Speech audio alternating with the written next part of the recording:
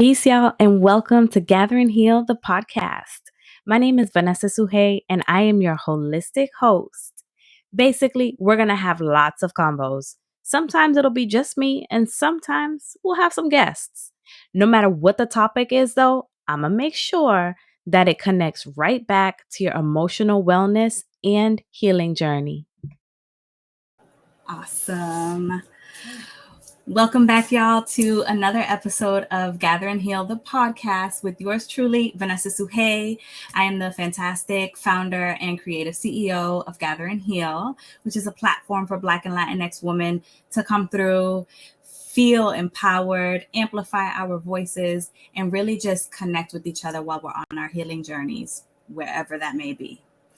And so this week I'm excited because I got to meet with Dr. Faith a few weeks ago, and she told the homies, like I always tell y'all to do, make sure you share this with the homies so that way we can all come through and connect with each other. And Dr. Faith, she sure enough did, because now we have Dr. Rosanna Lora coming through, and we're going to talk about being first gen, right? And more specifically, first gen Black and brown women, okay? Because our experiences are different, sometimes beautiful, sometimes challenging. And so we're going to just kind of like get into all of that nitty gritty and have some conversations around how do we support each other and how do we support ourselves wherever we are in our professional development, personal development, all of that good stuff.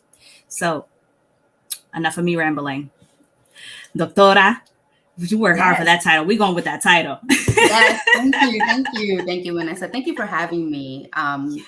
And you know, Dr. Faith and I are really good friends, and we met on Facebook in a professional group. And she had just moved to North Carolina and was looking for, you know, other people to meet. And I said, "Hey, I'm Latina too. You know, let's connect." And so we've just become really good friends. And just That's a little bit about, go ahead.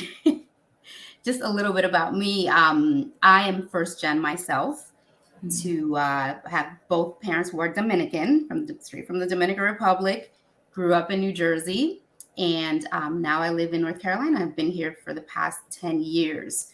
So, you know, all my education was in New York State and New York City. All my trainings were in major New York City hospitals, worked in community mental health with, you know, Black and brown population, inner city. So a lot of training with our gente, right? Our people. Yeah. And so I've become the clinician I am today because of my personal experiences, my professional experiences, and of course, being a first gen, just like you said, has beautiful moments, but also challenging ones. And I realized that in my practice, a lot of first gen seek me out because, hey, I look like them, or, you know, my bio says, hey, I work with the BIPOC community, Latinx, Black and brown people, you know, I am here to support because, you know, I didn't always have that support. And it can be a lonely journey, as we all know. And especially, let's say, I would say a lot of my patients are only daughters or firstborn daughters. And, you know, something that I realized almost recently, you know, even as a first gen myself, is that being a parentified child, which is kind of like the more mainstream that kind of version of that when we think of like, you know, first gen and parentification. Something that I realized in talking to a patient was that, you know what, we don't grow out of that role. Like we, you know, even though that little child grows up to be an adult, that role just simply evolves. Like we're still taking care of like our parents' finances as they age. What's their future going to look like? Am I going to be the one taking care of them as that firstborn and that daughter, right? Because we know culturally, las hijas are the ones that become the ones who are in charge of taking care of their parents. So like the roles reverse, even though we may have taken care of our parents as children, right? Right. Already doing it. I mean, it just, the role just evolves. Like, okay, now we've got to talk about mommy, papi, do you have a will and testament, right? Because we're straddling the Latino culture and the American culture, right? And I think that that's a conflict that a lot of us face, right? It's like, where do we belong? Like if you go to, like your parents' native country, right? Like mine, it's the Dominican Republic. It's like, tú eres americana, you're American, right? Or gringa. They would always be like, tú eres gringa de Nueva York. I'm like, no, I'm from Boston, B. Right. And then the assumption that you're already from New York. And I'm always like, I'm from Jersey. Like, look, I mean, I'm close to New York City where I grew up. I could see the Hudson River, but it's different. I'm a Jersey girl. I mean, no. And then when you're here in the United States, you're not considered American, right? Because you don't look what an American typically looks like. So you're really straddling these two cultures. And so that biculturalism, multiculturalism can become a source of stress, right? Where it's like you have to be one persona within your network of like your family members, maybe certain friends. And then in mainstream society, you have to be, put on this other, coat, jacket, hat, whatever you call it, to fit in, right? And it's that collectivism, which is like the Latino culture and other cultures, and then the individualistic culture, which is the more American mainstream. And it's really a dance of figuring out, how do I do this? And how do I do this in a healthy way, which is the challenge, right? And that's what brings a lot of us to therapy. It's like, how do I navigate these waters? Because in one overwhelming. Yes, in one world, I'm supposed to be this person. But then at home, I'm supposed to be someone else. And it's like, am I being selfish for doing some of these mainstream things, like moving out of the family home, getting your own place, right? Paying your own bills, not having to pay the family's bills per se, or like be responsible for that. How do I manage that dilemma? Because some of my my patients will say, my mom still expects me to pay these things for her, but I have my own bills. I want to be able to do that. But the reality is it's expensive out here in these streets, right? I mean, this is not easy. And so that creates a sense of anxiety and depression, because it's like, I feel stuck. Yeah. Right. So the way that I'm trained in internal family systems. And so I love to incorporate all of that. And so as you were talking about this young child who's parentified, but then it really just evolves and continues with us as we get older. For me, I translate that and I say, okay, that's a part of us. And though that part may evolve and make some adaptations to survive based on, this is what it was like when I was 10, 15, 20, and go on and so forth. It's still there until we really sit and have those conversations with our parts, that one in particular, maybe some other ones, and say, what would you like to be doing? Right? You're working really hard, thinking about bills, mommy and papi's bills, and thinking about, do they have a will? But then you're also thinking about your own bills, right? And there's a whole lot of moving pieces here. And then, like you had said, that sense like, oh my goodness, I'm being selfish. Oh, I can't move out because of this, or I can't move across state borders, right? Like that's even another conversation. I mean, I moved from New Jersey to North Carolina, and it was like, to me, it was hard because I'm a creature of habit, right? And I was like, oh, but this is a great move. I'm a mom, I've got, 2 wonderful boys, and I'm like raising them somewhere differently than where I grew up, and I was like, more space, more activities. But the thought of leaving my parents behind was hard, because it was, and that's honestly, there's a grieving process, because not only leaving my home state, but leaving, I mean, there is no family here that I moved to, so leaving that, because I thought, okay, this is going to be better for my family. And that was hard. But guess what? 2 years later, my parents moved here. I'm working on that. I mean, there are like los nietos, and my kids are their only grandkids. And so they literally live less than 5 minutes from my house. My brother moved here.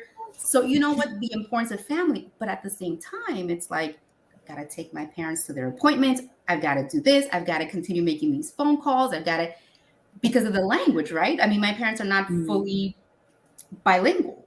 I mean, they defienden, like we say, but it's not something that they're comfortable in making, you know, these very big decisions. You know, they're talking to a professional that, you know, something like a will or like a legal thing, you know, but the irony is that I was doing that when I was 8 years old, 9 years old. I was making these phone calls. I was, you know, I remember helping my parents study for their citizenship exam. And I was in 6th grade. So these are all memories that I have that my little girl, I'm a firm believer. I mean, I'm psychodynamically trained. So I like to look at your childhood. How did you grow up? Where did you grow up? Who was, you know, who are the cast of characters in your life? And how did that impact who you have become as an adult? So my little girl remembers all these things. And when I have to make these phone calls, I'm like, you know, it gets frustrating because it's like, you are the like the personal assistant in a lot of ways. But then I think, you know what? I owe it to my parents. They worked so hard for me to be where I am. And again, there's that kind of that conflict of sorts where it's like, no, I'm independent. I'm going to do this. And that's like, oh, but I do owe it to them, right? Like there's that pull, because I do appreciate their hard work. I mean, I went to an Ivy League undergrad. I did a master's. I did a doctorate, leaps and bounds from what they were able to achieve educationally.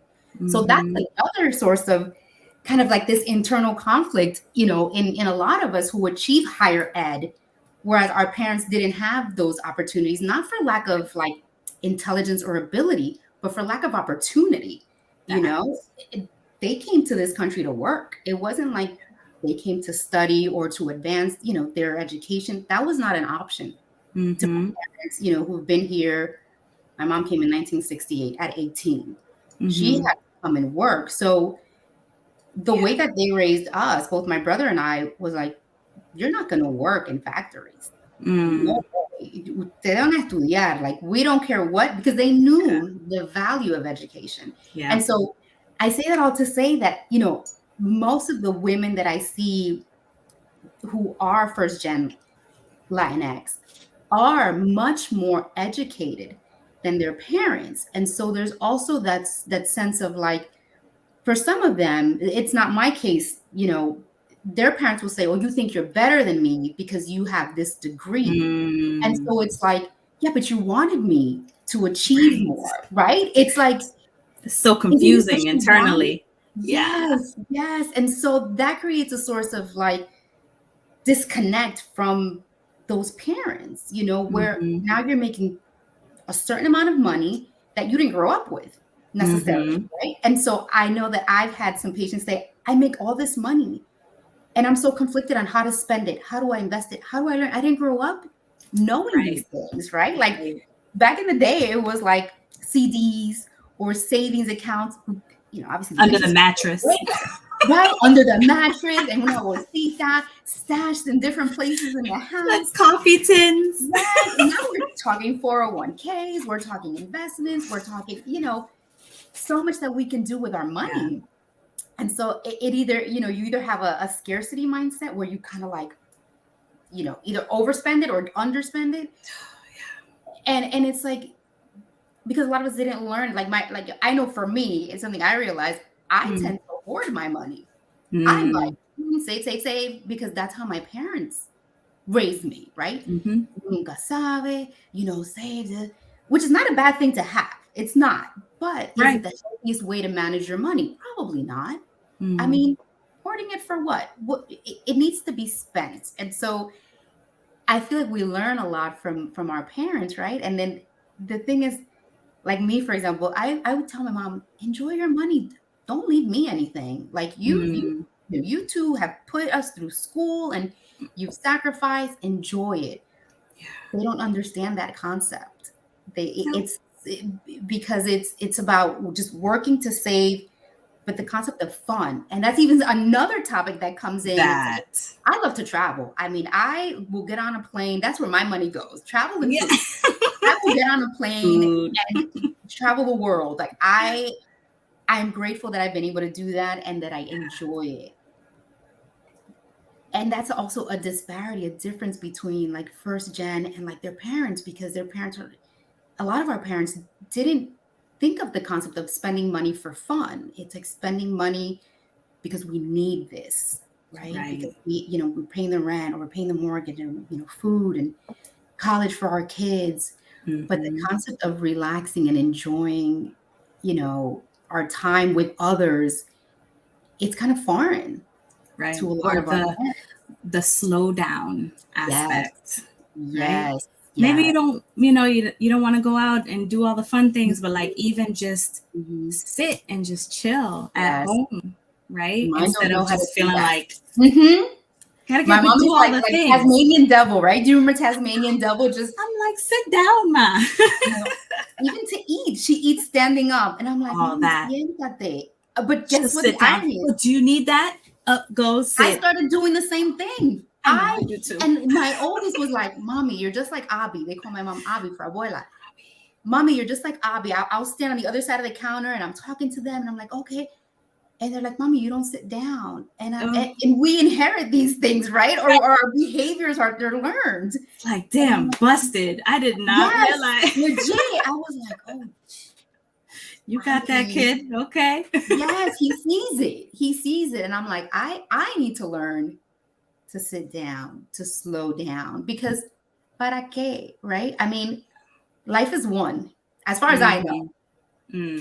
At least in this form, at least in this body. At least this person right now. This is, living in the present, right? And not worrying so much about the next thing. And I think that's what helps us kind of calm that anxiety, because that creates, again, that sense of like, I've got to keep the wheels turning, but you need that moment to, relax and do the self-care aspect. And that's something that I'm a big proponent of. I tell my patients, look, I'm not the best at it. I'm learning with you. But whatever your self-care or self-love looks like, figure it out and do it. You know, and I say this, and there's so many books out there on self-love. Have you noticed that? So many books. I rarely see any books on how to love your partner, how to love your parents, how to love another. But we have to read a book on how to love ourselves, something that should be innate, right? Yeah. And it's not. And I'm like, that's mind-blowing to me. It sure is. Learn it. Yes. And I'm thinking about, when you were saying the differences in cultures, right? Like the Latino culture is very much collective and community based, and we're doing this all together. And then the American culture is very much individualized. Pull yourself up by your bootstraps and so on and so forth. And how, I think about the collective side of it and how our parents had great vision, right? To say, I'm going to travel, I'm going to go to this place to give opportunity. And it's worked, right? For a number of first gen and families and so on and so forth. But then they're not remembering that they did their part. And now it's their turn to relax because the collective and their community and their family is coming through to take care and support them.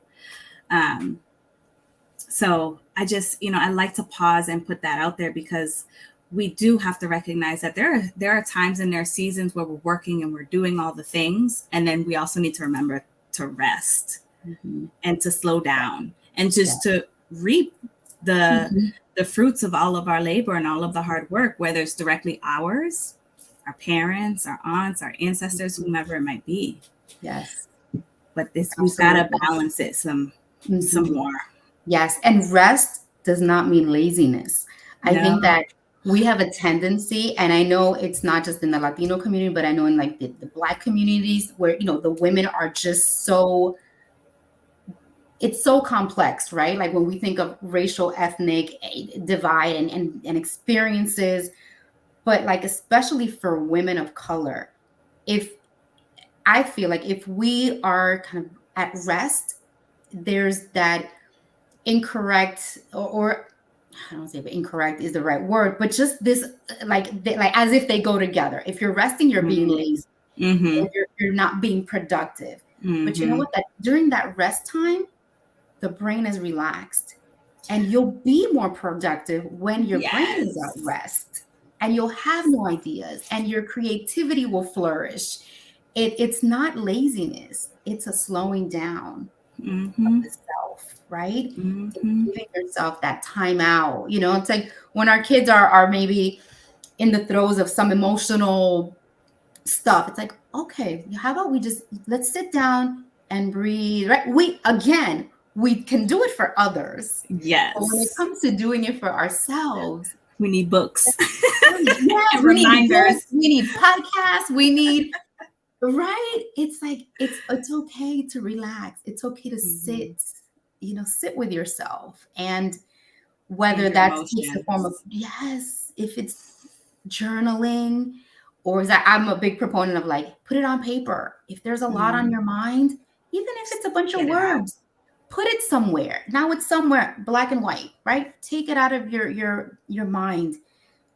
But listening to music, just sitting in silence, which we don't often get to do depending on what we do for work, right? Most of us are in spaces where we're speaking, interacting, where our brain is constantly going and making connections. It's okay to just sit. Even if you want to watch a reality show, whatever it is, just sit. Just be. So give yourself permission, because you're the one, we are the ones not giving ourselves permission. Right. And then, so what tends to come up a lot in conversations too is the fact that here are the things that we are able to note and recognize that our parents have done. And then there are some things that we may want to change or do differently because we want it different for the future generations, whether we're parents or aunties, whatever it might be. But here we are, still not slowing down. Right. Or sometimes not sitting and eating that meal. My son, he just turned 3. He's like, sit, mama, sit, mama, sit, mama. And I'm like, okay. They're watching us. I hear you. And that's the thing, Vanessa. Our kids, whether they're ours or any children or younger generations that we may have, they're watching us. And while our struggles have been different as first gen, I mean, I know I see my kids, it's different because I'm able to do all the things that my parents were unable to do that I had to help them with. So they get to be kids, but they're watching me. Like when my son is like, you're just like Abby, sit down, mommy, right.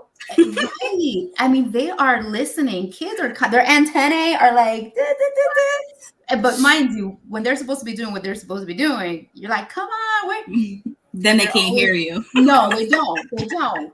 So just, teaching that next generation, that rest is necessary and fun is healthy and it's good. And it's a balance, you work and you play.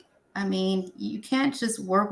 And of course you can't just play. There has to be a balance. And just like your 3-year-old is telling you sit, at 3, he already knows. Oh, yes. I was trained as a child psychologist. So I'm constantly thinking about, even when I work my adult patients, their child development, kind of what memories do you have growing up? And very similar first gen across the board is, especially if the parents are, immigrants from a Spanish speaking country, is that translation piece, right? Like, a lot of us first gen are fully bilingual, because that was a language spoken in my home. I still only speak in Spanish to both my parents, whereas my boys, they're bilingual, but they're more like a Spanglish, and that's taken work.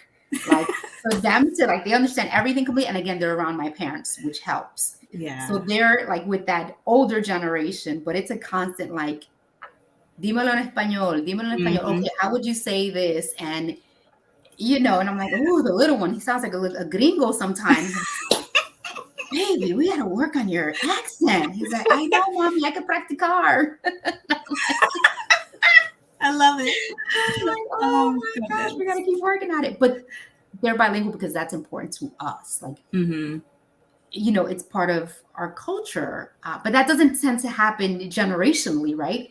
That can get lost as, our kids have kids and on. And that's something I would love to hold on to. Again, I don't know.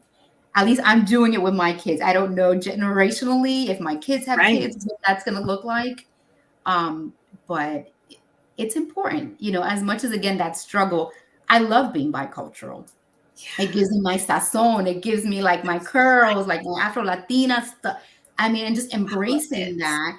And yet I can function in this mainstream world because we belong in these spaces too. And I think that that's a lot of the work that I do with my women of color and especially the professional women of color who are in these white male spaces, them figuring out it's hard enough to be a woman of color. And now you're in corporate America. Let's say you've got this position of authority over, and it's like navigating, are they seeing me as like the difficult woman of color, or am I being too submissive? And, it's so complex. So complex. Yes. Yeah. But knowing that we belong in all these spaces, that's important. That's right. I think that there are times that we tend to forget or feel intimidated. And I get it. I felt that way too.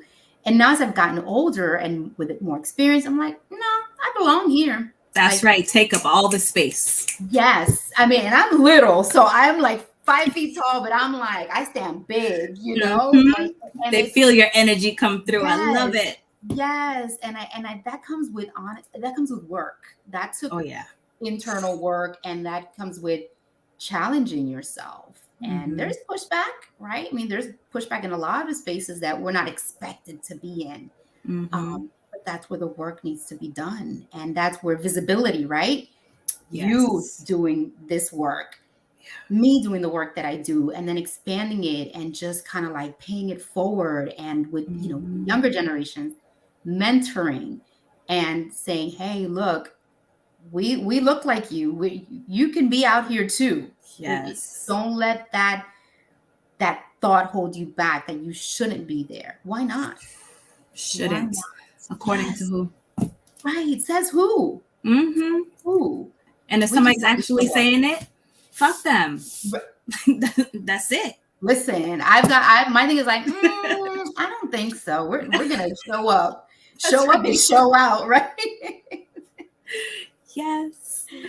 And what's interesting too is like that vision that I was saying parents who have immigrated to another country have to be able to see farther in generations ahead.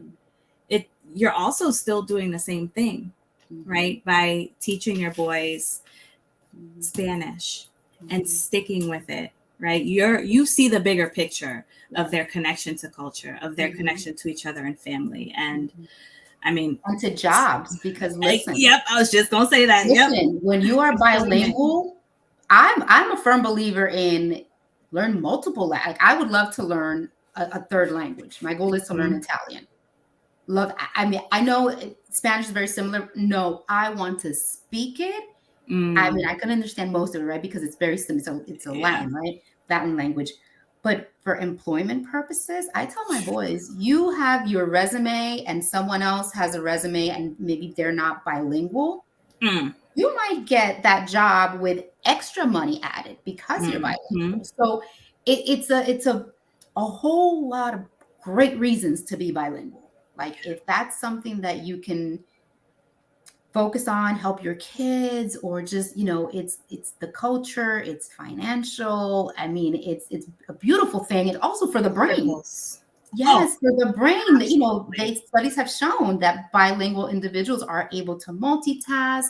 We tend to be more creative. I mean, there's fluidity and flexibility in the brain. That's a positive thing. That's a beautiful, beautiful thing. We, my partner speaks Dutch, Cape Verdean Creole, and Portuguese and English. And then I do English and Spanish.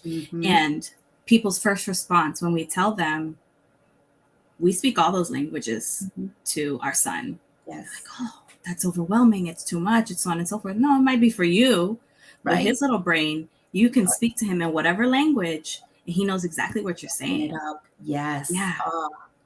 Yeah. Wow. And you're setting him up for success in so many ways, right? Right.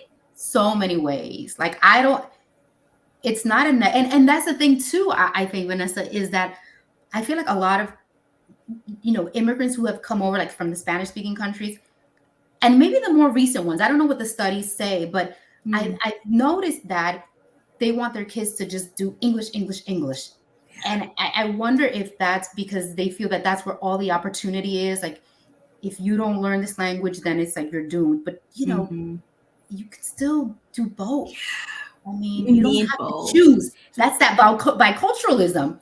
Yeah. Some people are made to feel like they have to choose. And maybe for that child is maybe made to feel like you need to speak English because English is the better language. And so now you're creating a sense of the mainstream is where I need to be. And maybe as that child grows and develops and becomes an adult, might push away that cultural identity because the parents, and not that the parents are doing it for, bad or selfish reasons. They're thinking their bigger for survival. Survival, exactly. If you don't learn this language, you're not going to be able to survive in this foreign country. And again, that's not their fault. That's what they're made to believe, potentially, Right. And so now that child grows up to be, maybe look like a person of color, but not embrace that culture. And now that creates even another more complex level of belonging nowhere versus belonging in two places. I did a great recording last week with Angela, and I'm looking at my notes. I think it's going to come out the week before this episode comes out, which is going to be really dope because the conversation Angela and I had was around not speaking Spanish fluently, right? According to certain people's standards, right? And speaking more Spanglish and so on. But we talked about the generations, her grandparents, her parents, and then herself, and what language has meant. And her parents migrated to Staten Island, and her grandparents did, and really needed to absorb English, right? Literally for the survival piece in the neighborhood, at work, and so on and so forth. And we talked about its ripple effect down to the other generations. So I just think that's such a dope conversation to have, and then to listen to ours as first gen. What's this look like? How are we navigating and taking care of ourselves while we're doing it? I mean, you dropped some really great ideas around journaling and just getting all the things that are racing through your mind. Just get it out. I literally, when I'm talking to clients, right, I'm like, take it out of your brain. Let's put it somewhere. And shake too. Like, just shake it out. Just let it release. And I'm also thinking about, I've got some clients who love to color or love to paint. And I'm like, think about the colors that you're using. Why are you using those colors? Are they associated with a certain part or a feeling that you're having in your body? And using that as another method of release. I just got trained in sound healing. So I've got all these new sound toys and things like that. But when we were talking about being still, yesterday was such a long day for me. And I felt very much frazzled, all over the place. There were just so many things happening. And what I did, I sat and I grabbed my chimes and I literally just started playing with it. Right? Absorbing the vibrations and listening to the sound and just being, and not getting frustrated with my parts or with myself that says, oh, but Vanessa, you have this whole to-do list, or you should be doing this, or you got to get up and do that, and just give myself that permission for rest, because I knew yesterday was a busy day. And how much more we gotta absorb that and give ourselves that permission to just color and doodle and listen and be. Right. And it's okay to acknowledge I need to rest. My brain needs to rest, because, even if our day is not necessarily a physical day, it can be a very mental day, like what you and I do, right? Like when Mm-hmm. we sit with our patients and we hold space for them, we are containers. And so we have to also hold space for ourselves and decompress from a long day. If we're seeing, our clients, our patients who are having a lot of struggles and we're holding extra space for them, right? We have to just learn to do the same, and that's okay, right? Because that's how we will be able to show up the next day and also show up for ourselves and show up for our loved ones, because they have, claims to our space too. And so it's that, self-love, self-care, self-preservation. Self-preservation. Yes. I'm here for the long haul. I mean, my grandma passed away at 107. So I have longevity. Not that I want to be that old, but I mean, it's a blessing. And of course, it was a different lifestyle, different country, right? Different stressors. But we should work on elongating our lives rather than shortening them. And stress will do that. Anxiety will do that. Sadness will do that. Just find what brings you joy, and everybody's joy looks differently. As In it should. different parts of your life, joy will look different, and that's okay. Yes. Like what my joy looked at like at 15, is different at now in my 40s, Right. and probably in my 50s and at every And that's milestone. good. Yes, Good. because it's We called want it to evolve. evolving. Yes. And that's what I say. I say, look, if we're not growing and changing, we're not evolving. We are Right. not. And age does not matter. I mean, I worked in geriatric psychology for a decade. So I was working in nursing homes, with medically frail and the older generation. And it didn't matter. Change is always possible if you're willing to put in the work. Because I've seen it. I've seen 80-something-year-olds, 90-something-year-olds want to feel differently, especially at the end of life, right? And their advice to me, and just live live it fully, so you don't have these Yes. regrets. And that means slowing down, Vanessa. That means take the time and just sit with yourself. Not that I learned something. I don't know if it was Instagram, right? Because that's where we pick up a lot of these wonderful mantras and these words. But someone said, "You're not alone. You're with yourself." And I was like, I had to sit with that. Right? I am with myself. And so when I have a patient say, "Oh, I'm so alone," and I'm like, "Well, you're with yourself. What is it that's going on that you don't Write that down. feel at peace with yourself in your own space," right? And I'm like, there's the work right there. Is how do we get you to be with yourself? Not alone, with yourself. It's really just. I love that. I love that a whole lot. It's deep. So I'm gonna pivot. I'm gonna shift my last question. That's usually like, did we miss anything? Yes. We did a whole lot.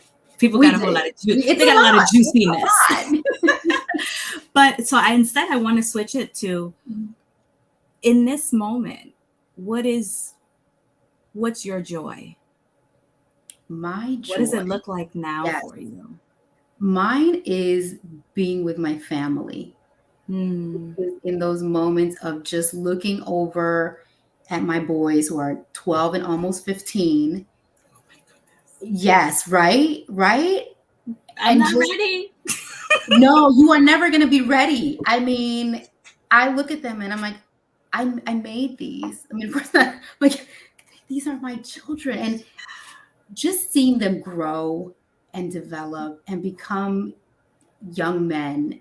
I've always seen parenting as, I'm not raising little children, I'm raising men. I'm raising 2 men who are going to be out in the world as, productive citizens in society. who are they going to be? Who are they going to choose to be? I have a role in that. We as parents have a role in that, and the community, right? Because again, my parents are involved, my brother is involved, my cousins who text them and who come and visit. I grew up with a lot of cousins, thankfully. And so a lot of us are parentified, so we can all commiserate about our tias and our tios. And so, but that brings me joy, being with my family, traveling, just international travel, local travel, being able to kind of be somewhere new. Good food brings me joy. That one. A plate of good food. I'm a big foodie. I always joke, I'm like, it could be a hole in the wall or it could be a 5-star plate. I don't care. Good food is good food at the end of the day. That brings me joy. Music brings me joy. I mean, as I've gotten older, just like you said, it evolves, it changes, but I always have music in the background when I'm home. There's always some sounds, different types of music. Being with myself brings me joy. Just to be able to just sit. Yes. And that's been a journey, right? In slowing myself. And again, I always say we're whips, work in progress. I am a work in progress. Just because I'm a psychologist, have a PhD, doesn't mean I have all my shit together. Look, I am humble enough to know there are things that I work through. There are things that where I can improve, where I want to evolve and continue to grow. And I think that helps my patients see, hey, if Dr. Lora is working on stuff. And I'm like, look, when they're like, oh, I said, we all do. That right. Myself included. That is like my opinion will be like that. I'll be like, myself included. That's I've right. done my own work. I mean, therapists need therapists too. And I see a lot of therapists in my practice and a lot of women of color. Yeah. And that's a whole other topic that we get into. That one. You know, that is a whole other thing. But just to bring it back to your question, there are multiple things that bring me joy. At this age, I'm not going to put all my things that make me joyous in one basket. I'm going to have a whole bunch of places that I can pull from. Yes. Because that's what we need. It shouldn't just be one thing, because what if that one thing is gone and now we don't have any joy? No, find different outlets. I mean, whatever that means for you, you have to. I love those. That's so beautiful. I like that a lot. And the whip, the work in progress. I love when I'm like providing information and sharing things with clients and they're like, well, how do you do it, Vanessa? And I'm like, the same way that I just told you, I have that same conversation, or I do the same things, right? I haven't mastered it. And then the look on people's faces, they're like, oh, blasphemy. And I'm like, I am a whole human over here, okay? Look, human first, therapist second. That part. Like we are imperfect. And that's okay. Like perfection that's who's perfect. And it's boring and it's hard to achieve. It's hard to sustain. And look, I'm a Virgo. So, Virgos tend to be perfect. I've had to work on myself and say, you're doing enough. You are enough. This is enough. And go sit in the corner somewhere, Rosanna, because you need to with yourself. Yes. Look. So, I mean, it's good work, though. It's worthy work. Worthy work.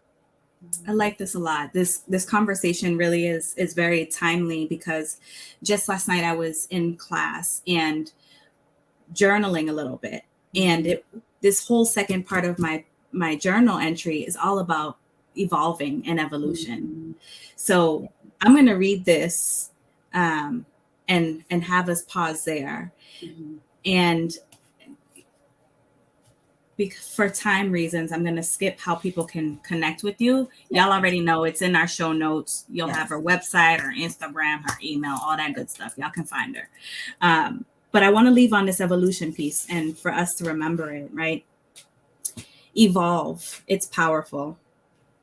My evolution is deep. It's powerful. It's mine. It's still unfolding and ever evolving.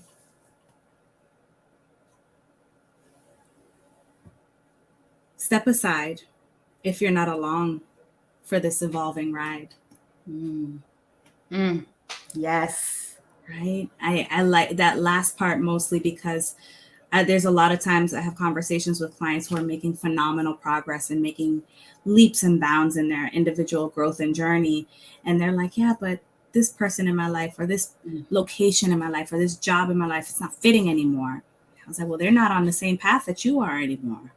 You are evolving. You are all the way up here and they're off over here. And that's okay because that's their journey. Mm-hmm. But if they're not along and moving and progressing the way that you are, there's going to be shifts and changes, making room for others who are. Yes. Yes. Phew. Look, that we could be here all day just sitting all and talking day, about all day. It's good stuff. My goodness. Yes. But I'm going to pause this here. I feel like this was a really good and well-rounded conversation about first gen parentification, how that part of us evolves and changes as we grow and age, and how we as parents, but then also people in this realm of our generation, setting things up and modeling and doing things differently for the generations to come, right? And that's the part that sometimes in this moment it feels selfish to make a big move or to, change how you support your loved ones. But it's not selfish because I'm pretty sure that the changes that you're doing and the work that you're doing will be so healing and so helpful for our future generations. That's right. Absolutely. Thank you for the work that you do in the space that you hold. Thank you for your work too. Yes. All right, y'all. So if you have made it this far into this episode recording, shout out to you. Love you lots. And as always, don't be greedy. You got to share this with the homies. All right. This was one of our video episodes, so it'll be on YouTube. Or if you are listening as you are going about your day, doing a damn thing, thank you. And thank yourself for listening and continuing wherever you are on your journey. So without further ado, I hope you have nothing short of a beautiful fucking day, y'all. Peace.